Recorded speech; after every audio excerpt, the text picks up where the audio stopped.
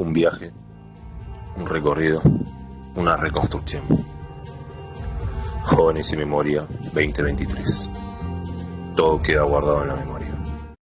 ¿Cuál es tu nombre? Bueno, buenas tardes. Yo soy Gabriel Longobuco. Me llamo María Cristina, pero me dicen Pacha. Me llamo Héctor Daniel Juárez. ¿Cuántos años tienes? 41 años. Ahora 48 años, estoy así como cerca de los 49 ya. ¿A qué se dedica? Por el momento profesor. Sí, profesor de escuela pública. Yo soy docente, profesor de música de una escuela especial en Ciudad Evita y también soy director de un jardín rural en el pueblo de 20 de junio. Soy costurera. Me gusta mucho el rubro textil. Enseño, soy docente también, enseño el oficio textil en los centros de formación profesional. También soy una acompañante social que está trabajando hoy por ahí en la Secretaría de la Mujer, en el CAM, también ayudando, aprendiendo el oficio. Pero bueno, creo que mi misión en esta tierra es enseñar. ¿Qué vínculo tenías con Claudio? Bueno, Claudio lo crucé en la escuela, éramos profe, éramos colegas, allá lejos y hace mucho tiempo, 2004. Y bueno, y en la escuela éramos un poco electricistas, un poco albañiles, un poco auxiliares. Bueno, podemos decir que en primer lugar Claudio era mi amigo, es mi amigo, es un gran amigo y también un gran referente. En primer lugar fuimos compañeros de la escuela secundaria número 56 y viste cuando que uno se empieza a juntar con alguien que tiene unas mismas ideas, ese compañerismo se transformó en amistad. Así que vamos a decir que Claudio es mi amigo. Bueno, Claudio era mi esposo. Nos casamos. ¿Cómo lo conociste y cuándo? Teníamos 15 años cuando nos conocimos. Nos conocimos en una agrupación que se llamaba Madre del Buen Viaje. Era un movimiento católico, social, en el cual trabajamos el lema que hoy es la opción por los pobres. Lo conocí allá por el año, déjame pensar, 2006 más o menos.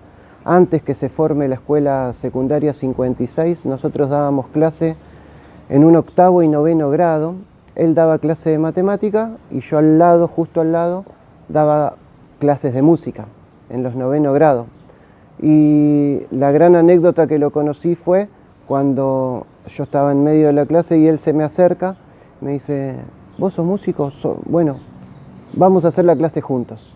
Y juntamos los dos grupos. Entonces, música y matemática, que en verdad son primas, son materias primas, por primera vez se juntaron ahí. ¿Cómo era él? ¿Podés describirlo? Claudio era un tipo que mezclaba el paradigma educativo y pedagógico con que todos los docentes entramos a alguna institución educativa, con la empatía, con lo vincular y con lo emocional de cada uno de sus grupos y de cada una de sus escuelas de pertenencia. Creo que si me pongo a pensar en cualidades, podría incluso describirlo diciendo que de un lado se traía un morral, todo viejo, lleno de sus apuntes, tizas, borradores, y en la otra mano su caja de herramientas y la soldadora para arreglar cosas en las escuelas.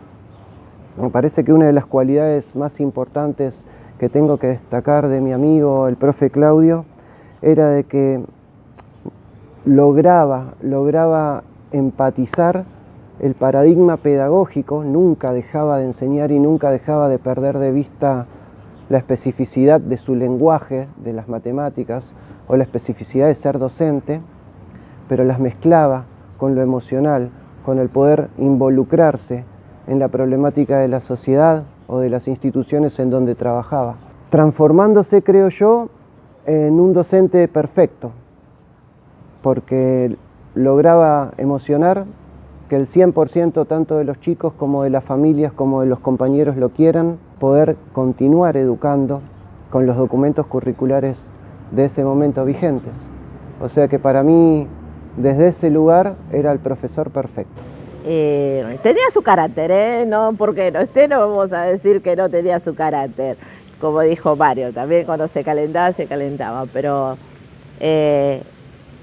tenía mucha simpleza y sabía escuchar y tenía un don. A Claudio le hablabas de matemáticas, sabía de matemáticas, le hablabas de historia, le hablabas de juego, le hablabas de ajedrez, tenía un don. Bueno, él era bueno, o sea, era muy difícil esa prueba y le buscaba la vuelta hasta que el flaco le daba la respuesta correcta, así que yo creo que era uno de esos docentes que ya se están perdiendo, ¿viste? Era muy emocional, muy bueno, muy reflexivo, muy compañero con el pibe, o sea que él lograba que el pibe resuelva el problema, con mucha insistencia, así que yo creo que como profe, muy humano, y como humano, un excelente profesor, sí. ¿Alguna anécdota que hayas tenido con él y quieras compartir? Sí, tuve muchísimas anécdotas. Podemos decir que él siempre me insistía que vaya los sábados a la escuela. Vení los sábados, tengo un proyecto, vamos a hacer algo juntos. Pará, Claudio, le decía yo, es sábado, déjame descansar. Y me insistía, y llegaba a mi casa y me mandaba mensajes, vení, que necesito, vamos los sábados. Tenía un proyecto loco de que quería meter una radio en una escuela. Entonces me convenció y fui los sábados. Y creo que fue lo mejor que me pasó en mi vida docente, porque no solamente logramos crear una radio con frecuencia abierta en una escuela secundaria, sino que también abrimos la escuela los sábados y la abríamos y nos vinculábamos con los pibes de otra manera, siempre teniendo en cuenta esto de seguir enseñando. Y bueno, y creo que esa fue la anécdota más importante, que Claudio me enseñó que hay otras posibilidades de enseñar, aparte de adentro del aula, que se enseña con un vínculo cargado de afecto y que hay que querer mucho a las familias, a las comunidades y a las instituciones y trabajar siempre de más, porque esa es la vocación de un docente. Esas son las anécdotas que puedo contar. No, bueno, los pibes lo querían mucho. La mejor anécdota que tengo es que los pibes, cuando lo veían llegar, era una ola de olas y muchos olas hasta que él lograba llegar a la preceptoría y otros muchos olas hasta que él lograba llegar a su salón. Era una ola el tipo. Él entraba y se notaba. Y cuando se iba, también se notaba.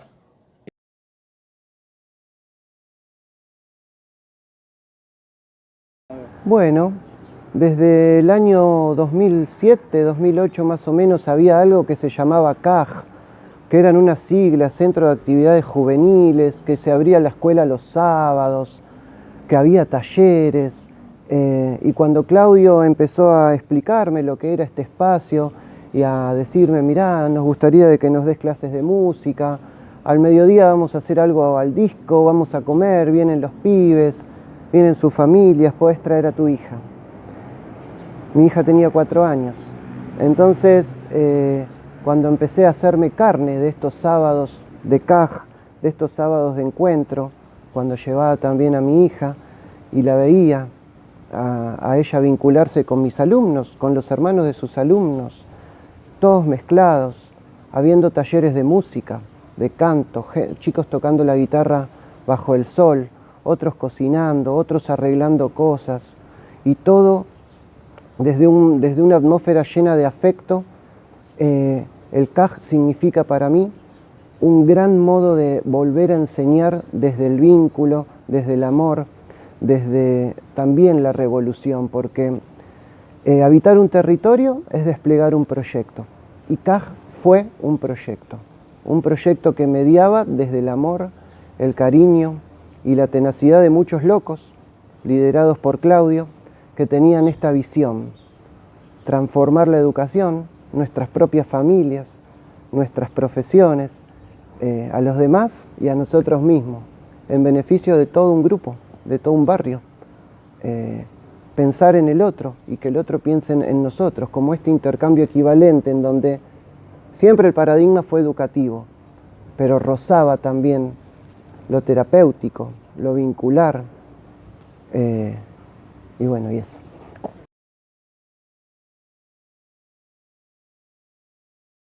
Jóvenes y Memorias para mí un proyecto revolucionario y transformador, del cual soy partícipe hace 11 años, con la Escuela 508, que fue la primera escuela especial en llevar adolescentes a Chapa.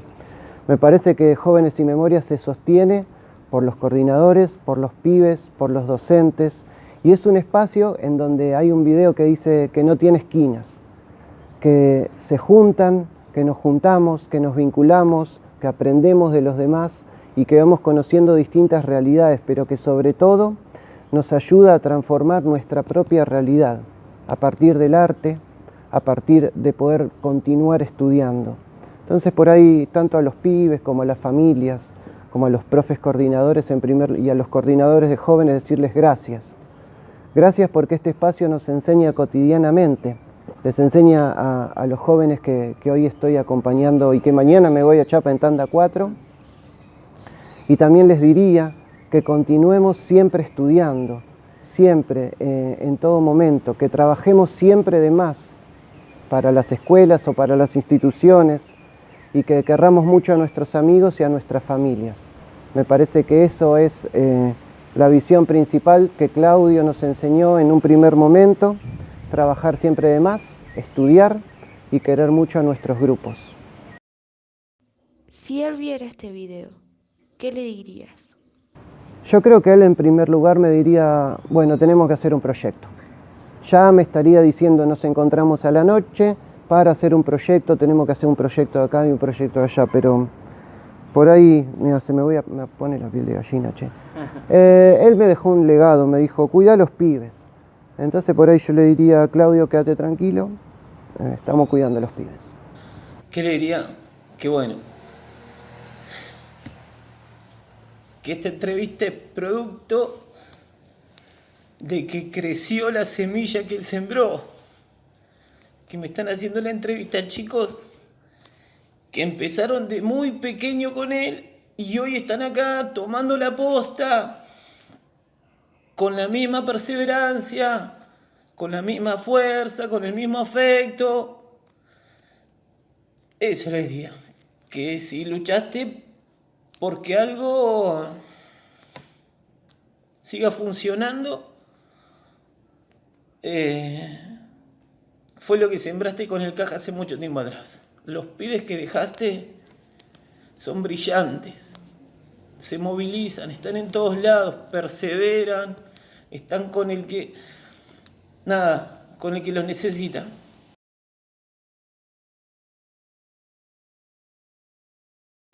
El mensaje que les puedo dar es que disfruten, que vengan con todas las pilas y que bueno, que por algo hay una canción de Lito Nevia que dice, si la historia la escriben los que ganan, eso quiere decir que hay otra historia, la verdadera historia, quien quiera oír, que oiga. Entonces a seguir escribiendo la historia y a seguir conquistándose en los derechos.